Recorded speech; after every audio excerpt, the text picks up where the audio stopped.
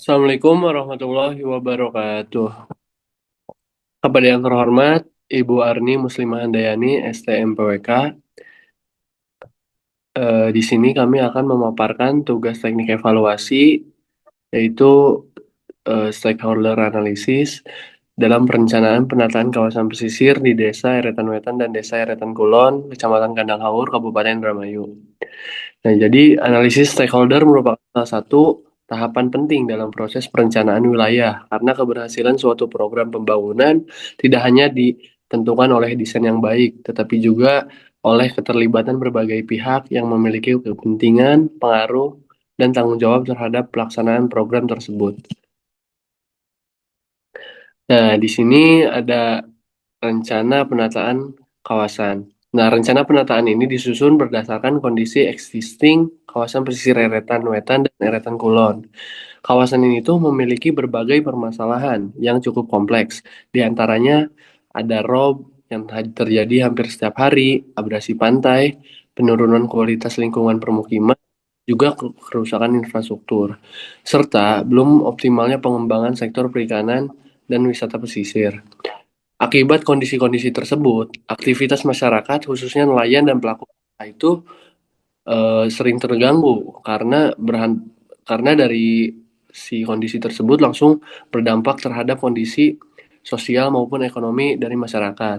Nah, oleh karena itu, tujuan utama penataan kawasan ini tuh untuk menciptakan kawasan pesisir yang lebih aman terhadap bencana, juga meningkatkan kualitas permukiman, memperkuat perlindungan pantai, serta mengembangkan potensi ekonomi pesisir agar kesejahteraan masyarakat dapat meningkat secara berkelanjutan.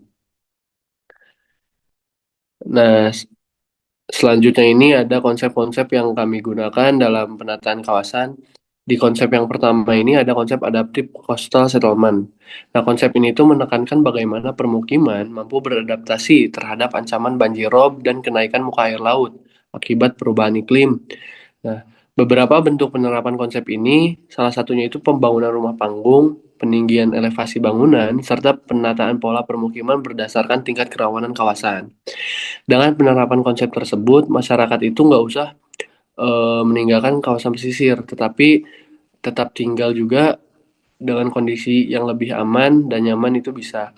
Selain itu, konsep ini juga mendukung keberlanjutan kehidupan masyarakat nelayan karena mereka itu dapat tetap menjalankan aktivitas ekonomi tanpa harus kehilangan akses terhadap laut sebagai sumber mata pencarian utama.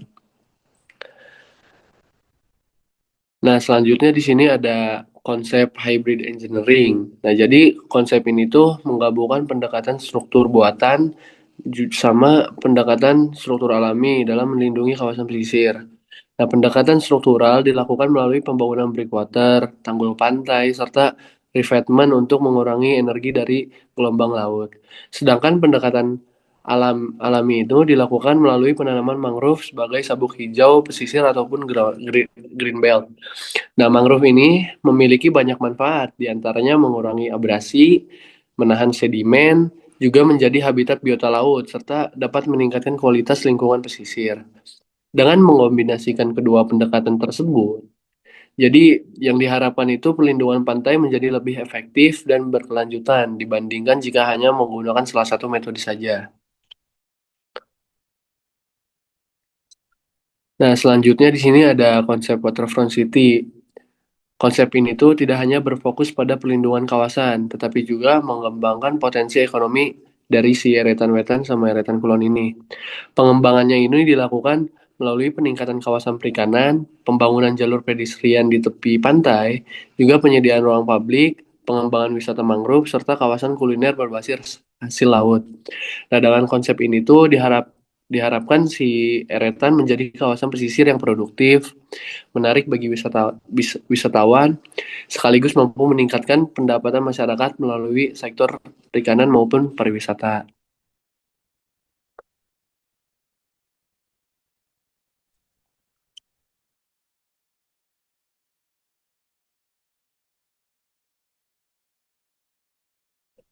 Kan masih unmute, mute. Baik, selanjutnya apa yang akan ditata? Dalam perencanaan penataan ini terdapat 4 fokus utama. Yang pertama adalah penataan permukiman nelayan melalui pembangunan rumah panggung, peninggian elevasi bangunan, serta penataan kembali pola permukiman yang berada pada zona rawan rob. Yang fokus kedua adalah penataan kawasan pantai, yaitu pembangunan breakwater, tanggul laut, zona buffer, zona buffer pesisir, serta rehabilitasi mangrove untuk mengurangi dampak abrasi dan banjir rob. Fokus ketiga adalah pengembangan kawasan perikanan melalui penataan tempat pelelangan ikan atau TPI, pembangunan dermaga yang lebih lan- yang lebih baik, kawasan pengolahan hasil laut, hingga sentra UMKM perikanan. Sedangkan fokus terakhir adalah pengembangan wisata pesisir seperti wisata mangrove, kawasan kawasan kuliner seafood, ruang terbuka di tepi pantai, serta area rekreasi masyarakat. Keempat program tersebut mendukung sehingga kawasan tidak hanya lebih aman terhadap bencana, tetapi juga memiliki nilai ekonomi yang lebih tinggi serta meningkatkan kualitas hidup masyarakat pesisir.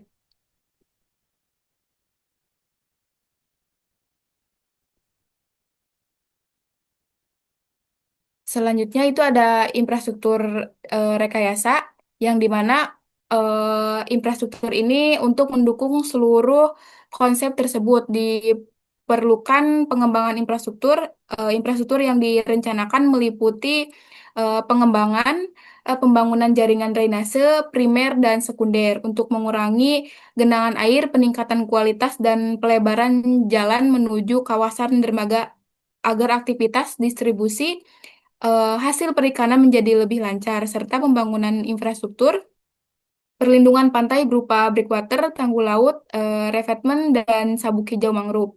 Melalui pembangunan infrastruktur, diharapkan mobilitas masyarakat menjadi lebih baik, resiko bencana dapat berkurang, dan aktivitas ekonomi masyarakat dapat berjalan dengan lebih optimal.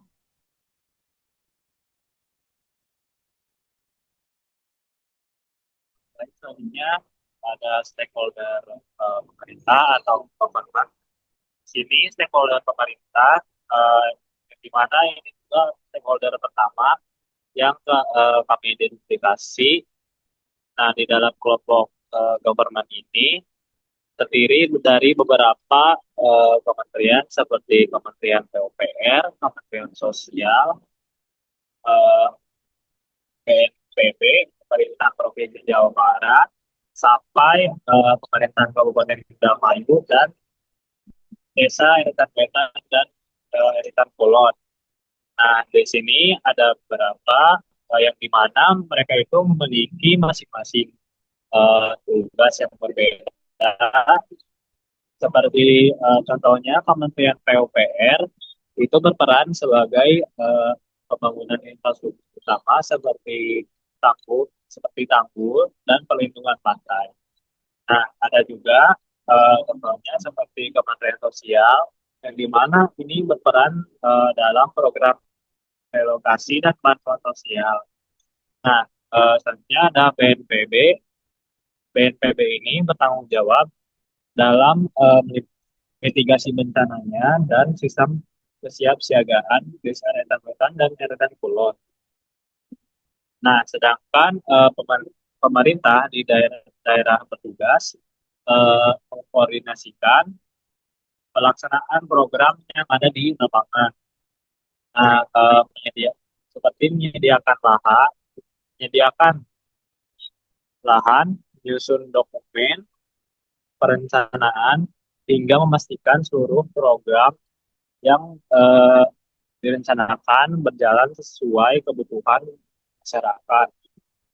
Nah, sebagian besar stakeholder pemerintah termasuk ke dalam kategori manage most fully, yang dimana ini mereka memiliki kepentingan dan pengaruh yang sangat tinggi sehingga perlu dilibatkan secara intensif mulai dari tahap perencanaan, pelaksanaan hingga evaluasi.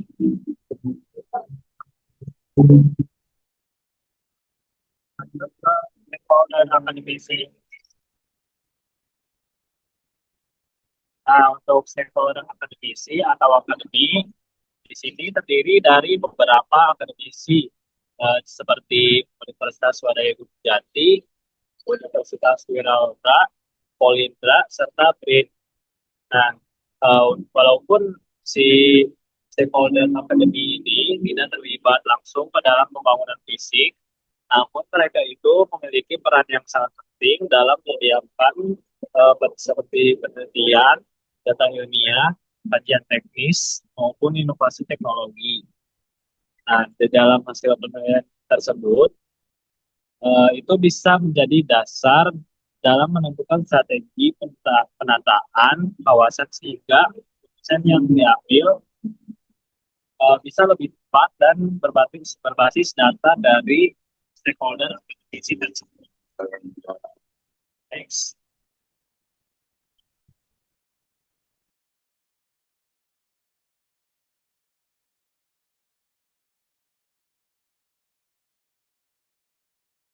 Baik, selanjutnya di stakeholder community atau masyarakat.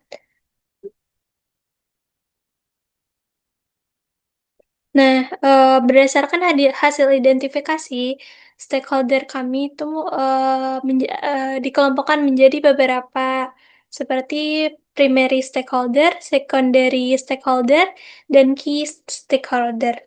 Nah, stakeholder yang termasuk primary stakeholder di sini ada Paguyuban Nelayan Eretan Wetan, Forum Nelayan Tradisional Eretan Kulon, Masyarakat Nelayan, Kugar, Petani Tambak Garam, Budidaya Tambak, dan Petambak Udang.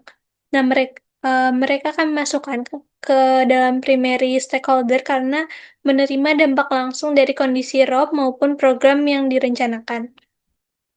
Selanjutnya, terdapat secondary stakeholder seperti KUD Mina, LPBNU Jawa Barat, dan HNSI Kabupaten Indramayu.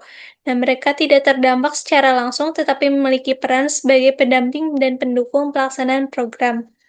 Sedangkan key stakeholder itu terdiri dari Aliansi Nelayan Tradisional Eretan Raya, SNTI Eretan, dan tokoh masyarakat karena memiliki pengaruh yang besar dalam pengambilan keputusan serta mampu mempengaruhi penerimaan masyarakat terhadap program. Kalau selanjutnya di sini ada yang hasil analisis yang menunjukkan bahwa sebagian besar organisasi nelayan itu berada pada kategori manage most thoroughly. Karena memiliki tingkat kepemimpinan dan pengaruh yang tinggi, sehingga harus dilibatkan secara aktif dalam setiap tahapan program. Dan sementara itu, kelompok usaha garam dan petani tambak berada pada kategori anticipate and meet needs karena mereka merupakan kelompok yang paling terdampak oleh kondisi ROB sehingga memerlukan perhatian khusus berdasarkan penilaian dampak. Juga sebagian besar stakeholder itu memiliki tingkat dampak yang tinggi. Oleh karena itu, strategi yang kami usulkan itu meliputi perlibatan dalam perencanaan, sosialisasi, pemberdayaan masyarakat, serta peningkatan sarana dan prasarana pendukung. Selanjutnya, next. Di sini ada bisnis. Pada slide ini juga terdapat stakeholder bisnis lainnya seperti pengusaha TPI, pengusaha transportasi dan logistik, pelaku UMKM, pengolahan hasil laut, serta investor. Nah, hasil analisis ini tuh menunjukkan bahwa pengusaha TPI dan pelaku UMKM itu merupakan primary stakeholder karena aktivitas usahanya itu terdampak langsung oleh kondisi kawasan. Dan pengusaha transportasi termasuk secondary stakeholder karena berperan sebagai pendukung distribusi hasil perikanan. Dan sementara itu, investor merupakan key stakeholder karena memiliki pengaruh besar terhadap pengembangan kawasan melalui investasi. Dan oleh karena itu, strategi yang kami usulkan itu adalah memperkuat kolaborasi, meningkatkan infrastruktur, memberikan dukungan bagi UMKM, serta menciptakan iklim investasi yang kondusif. Next. Baik, selanjutnya di sini ada sektor media, yaitu media. Di sini ada media massa, jurnal maupun konten kreator yang memiliki peran sebagai eh, penyampai informasi kepada masyarakat. Mereka dapat membangun opini publik, meningkatkan transparansi pembangunan, sekaligus menjadi sarana edukasi mengenai pentingnya penataan kawasan pesisir ini. Karena itu pemerintah juga perlu menyediakan informasi yang akurat, transparan, dan mudah dipahami oleh masyarakat agar tidak terjadi kesalahpahaman di masyarakat ini. Next, next lagi. Selanjutnya di sini ada stakeholder map, yaitu pada stakeholder map ini seluruh stakeholder ditetapkan berdasarkan tingkat kepentingan dan pengaruhnya. Stakeholder yang memiliki pengaruh dan kepentingan tinggi itu ditempatkan pada kuadran manage most sehingga harus dilibatkan secara intensif. Selanjutnya stakeholder dengan kepentingan tinggi namun pengaruhnya itu lebih rendah itu ditempatkan pada bagian kuadran keep sehingga perlu memperoleh informasi secara berkala. Sementara itu, stakeholder dengan kepentingan namun pengaruhnya yang lebih rendah cukup dijaga komunikasinya saja sesuai dengan kebutuhan proyek. Melalui penataan ini dapat melalui penataan ini dapat ditentukan strategi komunikasi yang berbeda untuk setiap kelompok stakeholdernya itu sehingga proses kolaborasi ini menjadi lebih efektif.